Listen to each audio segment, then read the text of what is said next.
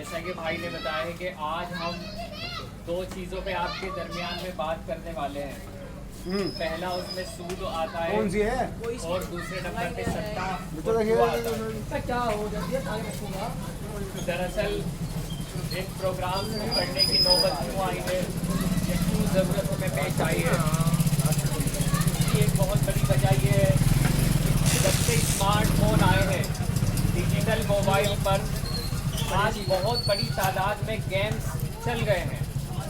چھوٹے چھوٹے بچے 10 سال کے, 12 سال کے, 15 سال کے, 18 سال کے بچے گیمز کھیلتے ہوئے نظر آتے ہیں. گھنٹوں گیم میں ضائع کرتے ہیں. کوئی پوچھے ان سے کہ آپ کس لیے کھیل رہے ہیں تو کہتے ہیں کہ ہم اس پہ پیسہ کما رہے ہیں.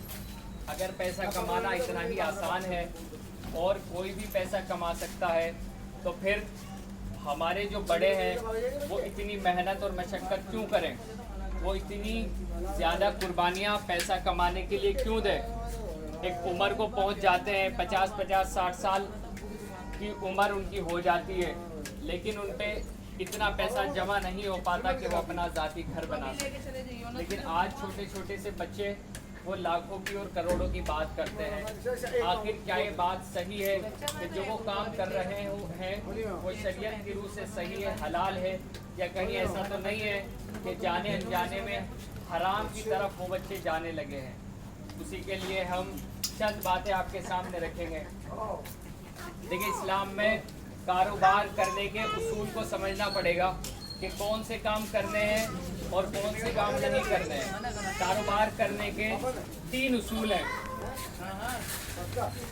پہلا اصول یہ ہے کہ آپ کسی چیز کو بنا سکتے ہیں یا آپ کسی چیز کو پیدا کر سکتے ہیں. جیسے ہم زمین سے سبزیاں پیدا کرتے ہیں, کسان زمین سے غلہ اگاتا ہے اور پھر اس کو مارکیٹ میں بیچتا ہے. اسی طرح سے کوئی کارپینٹر کوئی بڑائی لکڑی کے سامان کو بناتا ہے, کوئی لوہے کے سامان کو بناتا ہے اور پھر اس کو بازار میں اچھے داموں میں بیچ دیتا ہے اور اس پر پروفٹ کما لیتا ہے. یہ کاروبار کی ایک شکل ہے, ایک اصول ہے, بالکل صحیح طریقہ ہے. دوسرے نمبر پر آتا ہے کہ ہم تعلیم حاصل کرنے کے بعد یا کوئی فن سیکھنے کے بعد یا کوئی ہنر جاننے کے بعد ہم لوگوں کی خدمت کریں, لوگوں کو سروس دیں, لوگوں کی سیوا کریں. جس طرح سے ایک ڈاکٹر بننے کے بعد پیشنٹ کا علاج کرتا ہے, تو بندے میں ان سے فیس لیتے ہیں, دوائی دیتے ہیں. یہ ایک طریقہ ہے.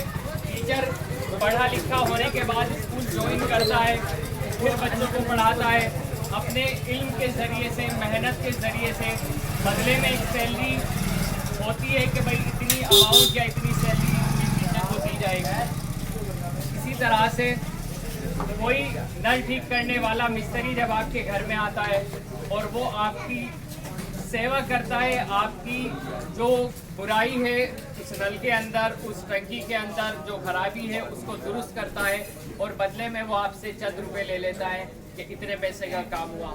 اسی طرح سے کوئی لائٹ ٹھیک کرنے والا ہوتا ہے, مستری چنائی کرنے والے ہوتے ہیں, اور روزمرہ کی زندگی میں جو بھی کام ہم دوسرے مستری سے, دوسرے مزدوروں سے یا دوسرے لوگوں سے کراتے ہیں وہ ایک سیوا کرتے ہیں, آپ کی ایک سروس دیتے ہیں اور بدلے میں وہ پیسہ کماتے ہیں. یہ ایک اصول ہے جو ایک بالکل صحیح طریقہ ہے, ایک جائز طریقہ ہے. تیسرا اصول جو ہے وہ یہ ہے کہ ہمارے پاس کوئی پراپرٹی ہوتی ہے, کوئی مکان ہوتا ہے ایکسٹرا میں, کوئی دکان ہوتی ہے, کوئی بھی اس طرح کی چیزیں ہوتی ہیں جس کو ہم کرائے پر دے دیتے ہیں. ہماری ضرورت سے زیادہ ہوتا ہے, کرائے پر دیتے ہیں, بدلے میں اس کا کرایہ وصول کرتے ہیں, پیسہ کما لیتے ہیں. یہ بھی ایک جائز طریقہ ہے. اس کے علاوہ 4 چیزیں شریعت میں جو ناجائز ہیں, حرام ہیں.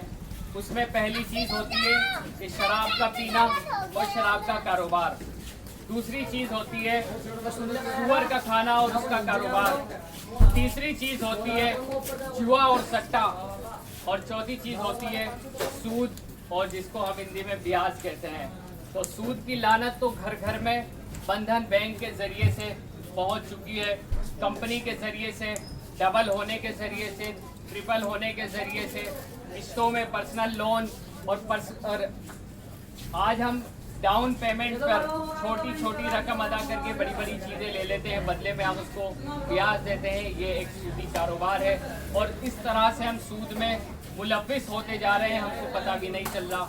हमको ऐसा लग रहा है कि हमारी ज़िंदगी बहुत आसान हो गई कि ये 50 लाख की गाड़ी हमने 5 लाख डाउन पेमेंट पे खरीद ली। या पर्सनल लोन के मैसेजेस कितने आते हैं, आज जगह जगह पर चौराहों पर कैंप लगा होता है कि आपको होम लोन की ज़रूरत है, आपको दूसरे लोन की ज़रूरत है, आपको फलाना लोन की ज़रूरत है। एक वक्त यह होता था कि लोन लेने के लिए लड़ना पड़ता था, जद्दोजहद करनी पड़ती थी। आज घर घर में लोन को बांटा जा रहा है। इसका मतलब है कि ब्याज को प्रमोट किया जा रहा है, ब्याज को फैलाया जा रहा है। सूद को हमारे घरों में ऐसा बना दिया जा रहा है कि जैसे ये कोई बुराई ही नहीं है, जबकि भाई ने अर्ज किया कि सूद कितनी बड़ी एक लानत है। सूद क्या होता है असल में, एक मिसाल से हम समझ लेते हैं। मिसाल के